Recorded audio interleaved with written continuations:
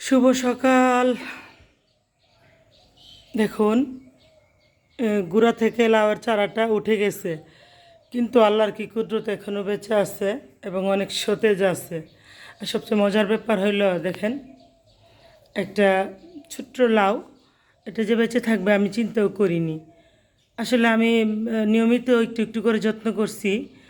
তো আজকে আমার মনে হচ্ছে সেই যত্নের ফলটা মহান আল্লাহ পাক দিলেন।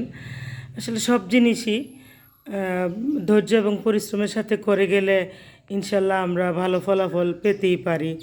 তো আল্লাহ পাক কাউকে নিরাশ করেন না, এটাই সত্য। দেখেন, আমি ভাবছি গুড়া ছাড়া গাছটা বেঁচে থাকবে না, কিন্তু জীবন মরণ আল্লাহর হাতে। আল্লাহ চাইলে কি না সম্ভব। কাজেই কোনো কিছুতে ধৈর্য হারা এবং হতাশ হবার কারণ নাই। আমরা এই প্ল্যাটফর্মেও ধৈর্য এবং নিষ্ঠার সাথে সবাই কাজ করে যাব, ইনশাল্লাহ সফলতা আসবেই। আল্লাহ হাফেজ।